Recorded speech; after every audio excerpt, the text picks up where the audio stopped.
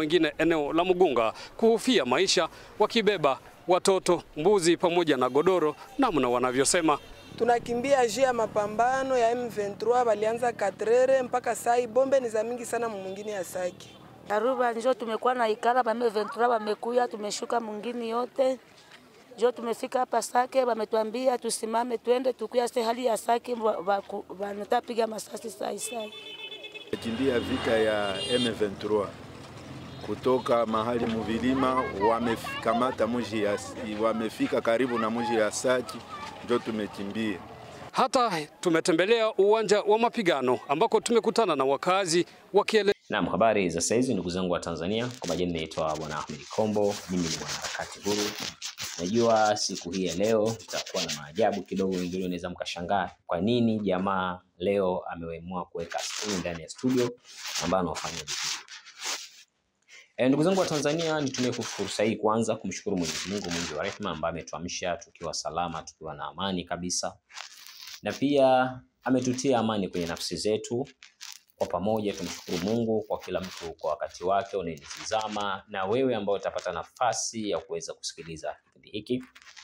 Tumefursa hii pia kuombea ndugu zetu waliokuwa hospitalini, Mwenyezi Mungu afanye wepesi, pia na ndugu zetu waliotangulia mbele za haki. Mwenyezi Mungu awasamehe dhambi zao, lakini Mwenyezi Mungu amtie nguvu rais wetu wa Jamhuri ya Muungano wa Tanzania Daktari Samia Suluhu Hassan, kwa sababu ni rais wetu. Sisi wa Tanzania tunamuombea usiku kucha. Mungu amfanyie wepesi, ampe afya njema, aiendeshe taifa lake akiwa na amani, akiwa na nguvu. Kikubwa nitumie fursa hii kuzungumza machache ambayo leo niweka hapa kwa ajili ya kuweza kufahamiana baina nyie na mie. Kwa uchache tu naweza nikasema ya kwamba hatuna budi ya kuweza kumpongeza rais wetu wa Jamhuri ya Muungano wa Tanzania ni Daktari Samia Suluhu Hassan, rais wa Jamhuri ya Muungano wa Tanzania. Nitumie fursa hii pia kumpa pongezi makamu wa rais Dr. Philipo Mpango, nimpe pongezi waziri mkuu, lakini nimpe pongezi rais wa Zanzibar na mwenyekiti wa Baraza la Mapinduzi Daktari Hussein Mwinyi, pamoja na Dr. Biteko naibu waziri mkuu, na mawaziri wote na viongozi wote. Na kwa nini nimetoa pongezi hizi? Na Mwenyezi Mungu aendelee kuwapa hekima katika nafasi zao. Kiongozwa wafate hekima ya rais wetu wa Jamhuri ya Muungano wa Tanzania, wafate hekima ya rais wetu wa Zanzibar, wafate hekima ya makamu wa rais, wafate hekima ya waziri mkuu, wafate hekima ya naibu waziri mkuu kakaangu Dr. Biteko na wengineo pia. Nimezungumza haya kwa sababu hawa ndio viongozi wetu kwenye taifa hili, wakiongozwa na daktari wetu Daktari Samia Suluhu Hassan. Ni lazima wawe na moyo wa huruma, ni lazima wawe na moyo wa kufikiria mbali, kama walivyo hivi sasa wanapofanya kazi kubwa ya kuweza kuhudumia Watanzania. Ndugu zangu wa Tanzania, mimi leo nimekaa hapa kwa niaba ya kuendelea kuzungumza na ndugu zetu wa Chadema. Chadema ni ndugu zetu, ni Watanzania wenzetu, lakini si Chadema wote wana fikra za uasi kama alizokuwa nazo mwenyekiti wao. Hapana. Tumeona kundi la G55 ni kundi ambalo lina mlengo wa kisiasa, halina mlengo wa uasi. Tunapozungumzia uasi siku ya leo, nataka niwapitishe kidogo muweze kuona nini maana ya uasi. Maana watu wengi wanachukulia neno uasi ni kitu cha kawaida tu. Hususan watu wa Chadema. Unapozungumza mtu muasi ni kitu kingine kabisa. Tukiangalia hapa pembeni yangu kuna wamama wamebeba watoto wadogo. Tunamuona ndugu mwandishi wa habari akiwa anaripoti. Tumeona watu wa vijana wakiwa hawajui wapi pa kwenda. Lakini tukiangalia kwa makini tutaona wanyama wanazaga, tutaona yani ukiuliza nini tatizo? Huu ni mfano waasi waliofanya jukumu la kuweza kuiasi nchi yao. Waasi waliofanya jukumu la kuweza kuihasi nchi yao. Angalia nchi inakosa maendeleo. Angalia nchi inakosa mvuto. Nchi inakosa watalii. Angalia watu waliobeba mizigo. Angalia watoto walivyobebwa. Angalia watu wanavyohangaika. Usifikiri hawa ni wafanyabiashara wanakimbia makazi yao. Hawa wote wanalalamika, watoto wadogo tunawaona hapa chini. Tunaona mama wakiwa wanalia, watoto wadogo hawajui wapi pa kwenda. Wanasema wanahama katika makazi yao, lakini hawajui wanakwenda kwenye makazi gani. Leo wewe Chadema unataka kuvuruga nchi, unataka kutengeneza waasi kwa ajili ya kuja kuchafua eti kwa sababu ya no reform no election. Mimi niseme tu ndugu zangu wa Tanzania, amani yetu tutailinda sisi wenyewe. Kama hao wenzetu wao peke yao ndo walivuruga, angalia waasi wenyewe ndo hawa hapa. Waangalie waasi wenyewe ndo hao wanaonyeshwa katika hizo picha. Wao wenyewe hali ni taabani, hali ni mbaya. Ukiuliza nini tatizo, wenyewe hawajui. Ukiuliza nini shida, wenyewe hawajui. Vijana wanalalamika, wanajutia kwa nini walikubali kupoteza amani yao katika nchi yao. Sisi tujifunze kupitia wenzetu. Sisi tujifunze kupitia hawa wenzetu.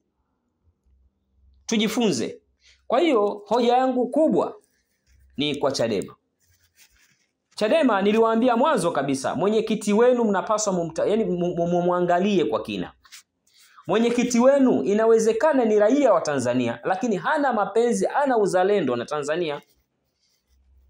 Ninapozungumza hivi nina sababu nyingi sana kuweza kuzungumza. Tundu Lissu ameshawahi kuwa kiongozi kwenye nchi hii, kwa maana alishawahi kuwa mbunge, alishawahi kuwa rais wa TLS. Alishawahi kuwa rais wa TLS. Na ndio kipindi ambacho TLS kilipitia migogoro mingi sana kupitia Tundu Lissu. Sika na kwamba eti ili apate uongozi ni lazima atumie nguvu. Tujiulize, kipindi alichopata nafasi ya ubunge alienda kuasi? Kipindi alichopata nafasi ya TLS alienda kuwa muasi? Jibu ni nini? Ndio maana akasema inawezekana huyu ana uraia wa Tanzania, maana ana raia pacha. Ana raia ya Ubelgiji na pia ana uraia wa Tanzania. Inawezekana kuna sababu za msingi anazozifanya ili mradi aweke dosari ndani ya taifa letu. Hatutaki kuthibitisha kwamba Ubelgiji wamemtuma, hapana. Hilo sitaki kuthibitisha. Sitaki kuvunja swala la mahusiano ya kidiplomasia, wakati rais wetu wa Jamhuri ya Muungano wa Tanzania yeye ndiye kinara wa diplomasia na pamoja na demokrasia. Kwa hiyo tunapozungumza uasi, inawezekana mtu ana nia yake, ameshakula njama na kundi lolote la waasi. Wanaangalia labda anaangalia namna gani itawaingiza kwenye nchi. Akasema kwanza atagomea uchaguzi. Wakajua watu watambembeleza, akagomea, akasema anagomea, haingii kwenye uchaguzi. Labda akawaza kwamba nisipoingia kwenye uchaguzi nitakuja kuleta vurugu. Katika kuleta vurugu nitawaleta waasi wake, atawaleta waasi wake. Hatujui nia yake ni nini. Kwa sababu unapozungumza kuiasi taifa ni makosa makubwa sana kwenye taifa. Mwaini kabisa. Na maana unataka kusababisha taifa liingie kwenye machafuko, ni kitu ambacho hakikubaliki. Hakikubaliki kwa Mtanzania yoyote. Watanzania tunailinda amani yetu. Mtu leo ana uwezo wa kutoka akaenda Kariakoo kwenda kutafuta riziki yake. Leo mtu anaweza katoka akaenda shamba akashika jembe akaanza kulima. Leo mtu anaweza katoka akaenda kwenye daladala akafanya kazi yake ya kondakta, akuyo dereva, akatoka akaenda kila mtu akafanya kazi yake kwa nafasi yake. Wakarudi nyumbani, watu wakalala kwa amani na salama. Ukimwona mtu anapitia matatizo siku zote binadamu huwa anachuma matatizo yake kupitia mikono yake. Huwa anachuma matatizo yake kupitia mdomo wake. Huwa anachuma matatizo yake kupitia maisha yake yeye mwenyewe na falsafa yake, uhusiano wake na watu. Sisi Tanzania, rais wetu hayo mambo hayataki, na sio yeye tu, hadi wa Tanzania sisi hatuyataki. Tunachohitaji kwenye taifa letu ni amani yetu iendelee kudumu. Hicho ndo kikubwa. Mimi juzi kati kipindi Chadema wameitana kwenda mahakamani, nilizungumza, Chadema, vijana wa Chadema msiponzwe. Lema, Heche, Lissu hawana msaada kuweza kuwasaidia. Mtakwenda bure, mtaenda kuvunja sheria, mtalazimisha jeshi la polisi litumie nguvu wakati sio sehemu kutumia. Hawataki kutumia nguvu, mnalazimisha kutumia nguvu kuwaondoa katika sehemu hiyo. Chanifahamu? Kuondoka katika eneo hilo. Nikawaambia mkija kipigwa msije mkalaumu na mtadundwa. Sijajua mmedundwa na polisi au mmedundana wenyewe, kwa sababu mna kawaida ya kudundishana wenyewe, alafu mnalisingizia jeshi la polisi, mkitoka hapo mnaisingizia serikali. Tumeona tamko hata la jeshi la polisi limesema ilikamata watu wawili tu. Imezungumza, kanda maalum amezungumza. Ila Chadema kazi yao kubwa ni kupotosha. Sasa bahati mbaya iliyokuwepo, wamejaribu kupotosha kwa sababu timu inayopotosha hivi sasa ni timu ya Tundu Lissu. Timu ya Mbowe imejiondoa katika ujinga huu. Timu ya Mbowe imejiondoa katika ushamba huu. G55 ni timu ya Mbowe. Mbowe anahitaji chama chake kiendelee kuwa ni chama cha siasa kikubwa, lakini kwa mwaka huu tayari kimeshaenda kupoteza sifa ya kuwa chama kikuu cha kisiasa nchini. Nani aliyepoteza sifa? Mjuaji. Nani aliyepoteza sifa? Dikteta.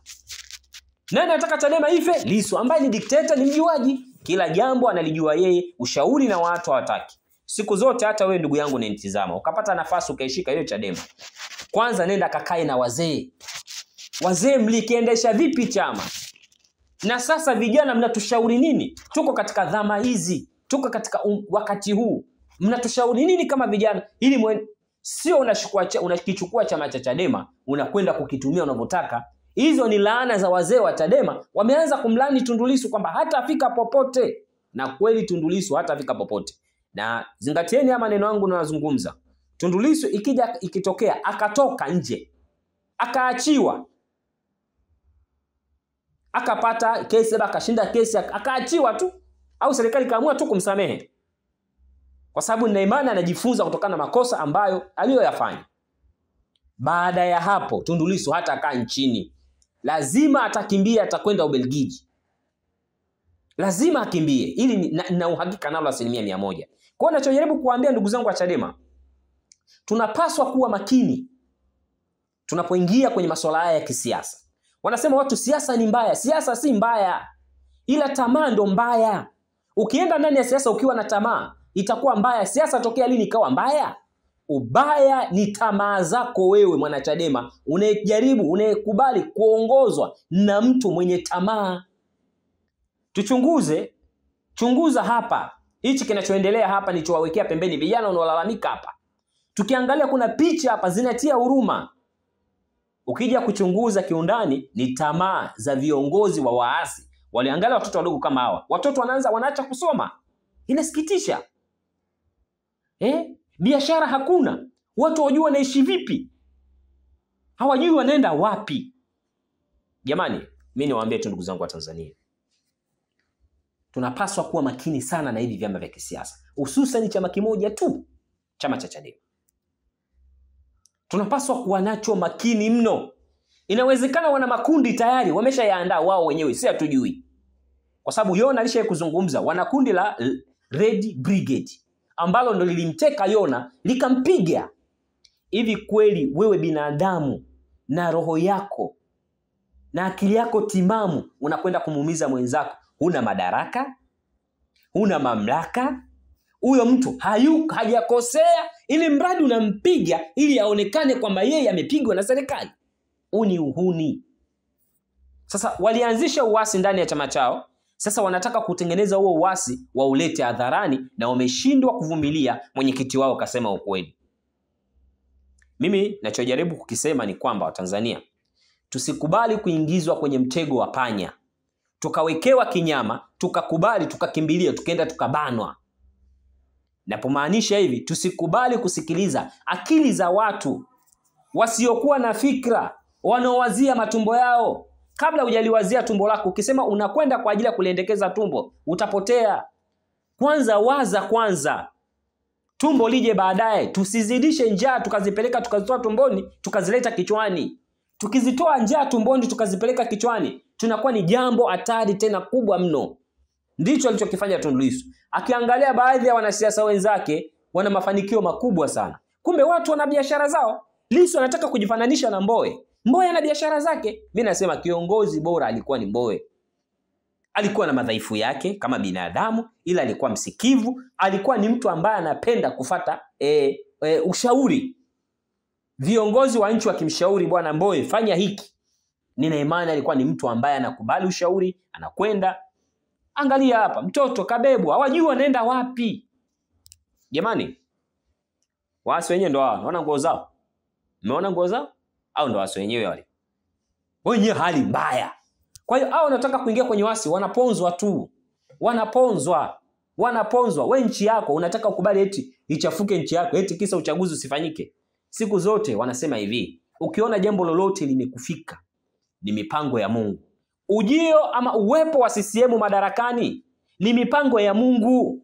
Mimi nawaambia, Mungu akiamua hata leo anaweza akamweka yoyote amtakaye. Na Mungu anamweka siku zote angalau kidogo mtu mwenye uadilifu. Angalau kidogo mtu mwenye uadilifu, kwa sababu kumbuka, kwenye nchi kuna waumini wa dini zote, kuna wacha Mungu. Ushanifahamu? Wanaona wacha Mungu wana haki ya kufanya, wanapata nafasi ya kufanya ibada. Wanapata nafasi ya kufanya ibada. Kwa nini Mwenyezi Mungu asiendelee kukiacha Chama cha Mapinduzi madarakani? Watu wanatafuta riziki zao kwa amani. Mwenyezi Mungu anapenda amani, niwaambie ukweli. Anapenda binadamu wake waishi kwa amani. Hata tukirejea katika vitabu vya dini, utakuja kugundua Mwenyezi Mungu anapenda amani. Ndio maana dini zetu zinatusi tuwe watu wa amani. Ndio maana hata viongozi wetu wa nchi zetu za Kiafrika, wa nchi hizo zote hizo, wanahimiza swala la amani. Ukiona binadamu kasimamia jambo, ujue limetoka kwenye kitabu. Kuna watu wao waamini vitabu vya imani, wanasema ni vitu tu vimetungwa na watu. Ukiona hivyo unafikiria hiyo ni fikra yako, lakini kaa ukijua ya kwamba tayari umeshafungwa akili ya kufikiri. Ndio maana unaishia kwamba hizi dini zimetungwa na watu. Umenielewa? Dini yoyote iliyotoa mwongozo, kwa sababu wewe jiulize kitu kimoja hapa, na wataarifu kwanza ndugu zangu wale ambao waamini imani, maana nimezungumzia swala la kiimani hapa. Wewe jiulize, umezaliwa umetoka wapi? Kwa nini kila siku unakuwa na mabadiliko ndani ya mwili? Mabadiliko yanatokea wapi? Jibu unapata wewe mwenyewe, kwamba hata akili yako ikikataa, jibu inapata kwamba kipo kitu kinachokusababisha uwe hivyo. Ipo siri kubwa, kwa sababu bahati mbaya wewe binadamu unanitazama hapa leo, usiamini swala la imani. Unanitazama hapo leo, usiamini swala la imani. Dakika zako 15 uzijui utakuwa wapi. Ndio maana kifo kinapokuja hujui. Unashtukia tu umekufa, hujui unaenda wapi. Kwa mimi la msingi nirudi kwenye swala langu la kisiasa hili. Nijaribu kidogo kuingia kwenye imani ili kuelewesha watu. Kila mnaloliona linafanyika linakuwa zuri, yote ni mipango ya Mungu. Uwepo wako wewe hapo, yote ni mipango ya Mungu. Kama hali yako ya kimaisha ni ngumu, kaa na Mungu wako faragha. Mwenyezi Mungu, nibadilishie mfumo wa maisha yangu. Peke yake ndo anaweza. Huku na huku wewe mwenyewe ukijitahidi kutafuta. Kwa sababu jambo lolote ili ufanikiwe lazima utangulize imani mbele. Kama una imani katika maisha yako, unafanya mambo yako, utasugua, hutakaa ukafanikiwa hata kidogo. La kwanza, muamini Mungu, tanguliza imani yako na Mungu wako mbele. Tenga muda maalumu kwa ajili ya ibada baina wewe na Mungu wako. Kwa nini kwa bosi wako unaenda kusujudu unamuomba pesa? Aliyekupa pumzi, nafsi, roho yako, maisha yako. Kwa nini unashindwa kumfuata kwenda kumsujudia? Kwa nini umsujudie tu binadamu peke yake? Nenda kamsujudie Mungu. Kwa uwepo wa Chama cha Mapinduzi ni kwa sababu ya maamuzi ya Mungu mwenyewe. Mwenyezi Mungu akiamua leo kwamba Chama cha Mapinduzi kiondoke madarakani, kitaondoka. Lakini siku Chadema kutumia neno kuleta vurugu kwenye nchi ili wakiondoe Chama cha Mapinduzi. Sahau, haipo. Chadema mnaendelea kumkosea Mungu kwa sababu mnawakwaza. Kuna watu mnawakwaza watu gani? Unajua nataka niwaambie hapa. Kuna watu special ni wa Mungu hapa duniani. Ana watu wakilalamika tu wao watu, ogopa sana. Mungu ana watu wake, wapo kabisa. Si katika lugha ya Kiarabu wewe anatumika kitu kinaitwa mawali. Naweza kama sijakosea, na kama nimekosea mtanirekebisha kidogo mashe. Mawali. Kuna watu ni mawali wa Mungu, wapo duniani hapa. Wapo. Hawa watu usiombe wakulalamikie. Chadema usiombe mawalimu wa Mungu akae wakulalamikie. Mungu ana watu wake. Haimaanishi sisi watu wake. Kila mtu Mungu kampa nafasi yake. Huyu akimpa nafasi ya wali, wewe umepewa nafasi fulani. Huyu kapewa, kila mtu Mungu kampa thamani yake. Ndio maana upo katika mgongo wa dunia. Ila wewe binadamu unajizima data. Unataka kulazimisha mambo yafanyike wakati si uwezo wako. Sio uwezo wako kabisa. Kikubwa jitihada zinahitajika. Unapoendelea kumwomba Mungu, jitihada zinahitajika. Majukumu ya kupambana kila uchao yanahitajika. Sio umekaa, Mungu ataleta. Omba dua, tafuta, angaika. Mungu atakuhangaikia na wewe. Sawa sawa, imedondoka pesa pale labda mita 5, alafu unasema pesa itakuja tu hiyo. Ni lazima unyanyuke, uifate. Kwa hoja yangu kubwa ni kuambia Chadema ya kwamba hayo madaraka unayoyataka wao hayafuatwi kwa staili hiyo. Jambo la kwanza, kiongozi inabidi ubarikiwe kitu kinachoitwa hekima. Naona watu wengi huwa wana comment. Hawa mimi nafikiriaga kwamba ni wale watu ambao hawafikirii kesho yao. Ni wale watu ambao hawafikirii maendeleo yao. Ukimwona mtu anashadidia uchafu unaofanywa na Chadema, Lissu, maana si hukumu Chadema yote. Uchafu unaofanywa na Lissu wa kutaka kuingia katika uasi, unakuta binadamu kabisa mwenye akili zake timamu anakubali na anaunga mkono.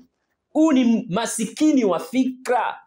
Utakubali kuwa mtumwa mpaka lini? Shirikiana na nchi yako. Kaa chini na nchi yako. Angalia, nitafute vipi pesa niliwezeshe taifa langu liweze kufikia malengo fulani. Niwaambie, katika nchi ambayo ina bahati ni Tanzania. Mimi nawaambia ukweli.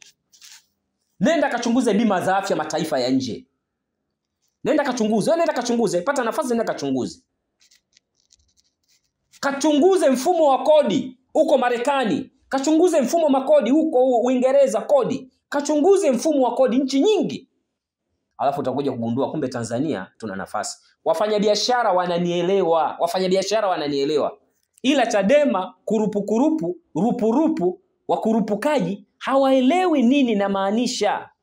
Tuangalie leo Goma, wenzetu huko. Mateso ya kiasi gani wanayapitia.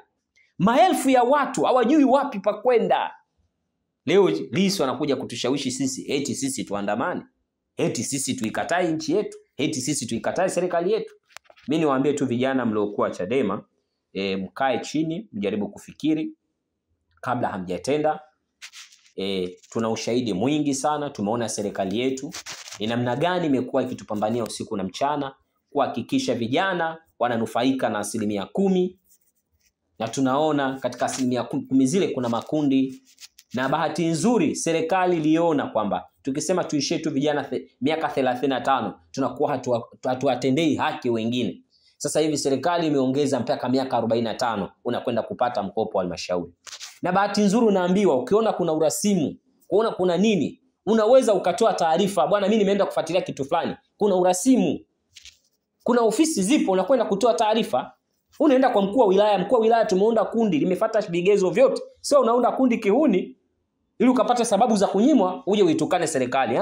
Unda kundi kwa mujibu wa sheria. Kishatekeleza kuunda kundi lile, tokeni sasa. Nendeni mkaombe mikopo, pesa zimewekwa. Serikali wafanyie nini? Mmetengewa mpaka chakula. Tutafutieni nchi gani ambazo zinatoa 10% kwa vijana? Nitafutieni mimi hapa zaidi ya Tanzania. Hao wanaokuja kuwasaidia Chadema tuambie nchi yao inatoa 10%. Jamani, muda mwingine tuwe na shukrani.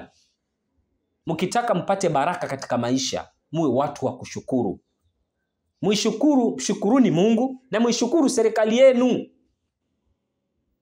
Anekufanyia jema, basi mshukuru, acha kukufuru. Kwa mimi la msingi leo nilikuwa nawaambia swala la amani. Ni namna gani tumekuwa mashahidi, tunaona picha hapa, watoto wadogo wanavyoteseka, tunaona picha hapa. Nina imani Mtanzania mwenzangu hutakubali. Na ukimwona kiongozi yoyote wa dini anaanza kuwashadidia Chadema, wanamsema wao, wanasema kwamba wanadai nini? Haki siyo kitu gani? Kwani haki hujapata? Unaishi, unalala, unatafuta riziki yako, hakuna anayekusumbua. Na mengine hatutaki tuongee, sisi ni wananchi tu wa kawaida. Viongozi wa kidini watajibiwa na viongozi wenzao wa kidini. Sisi hatuna mamlaka kuwajibu nyinyi viongozi wa kidini. Ila mambo mengine mnawafanya kwa support Chadema kwa mambo yasiokuwa na maana. Mnatuumiza sisi kama waumini wenu, mnatuumiza vibaya sana. Niwaambieni tu ukweli. Ndio maana mimi bwana Ahmed Kombo nikaona hapana, katika safari siwezi kusafiri peke yangu. Ndio maana katika kazi zetu hizo kuipongeza serikali yetu, nina viongozi wa dini zote ninao. Tunapoona hivi nawaambia viongozi semeni, wanasema wao kama wao. Tunaona nina jopo la watu wako nyuma, wanahakikisha nchi yetu iwe na amani. Na jopo la watu mimi wote wanaipongeza serikali, wote wanazungumza. Ukitoka kiongozi wa kidini fulani, wanakuja wanakupa ushahidi viongozi wangu wa kidini tuliokuwa nao sisi. Tuna programu yetu special, tunafanya haya mambo ili mradi kuelimisha Watanzania. Niliona peke yangu hamnisikii, nikaamua kumuongeza Yona. Akaja Yona, nikaamua kuongeza kina Shembogo, nikaamua kumuongeza mchungaji Gelvas, nikaamua kumuongeza mwinjilisti Daniel, nikaamua yani watu wengi, nikawaongeza maskofu. Tunao wote kwa sababu ya nchi yetu. Kwa mimi niseme kwa siku ya leo, ninaomba niishie hapa. Asanteni kwa kunisikiliza.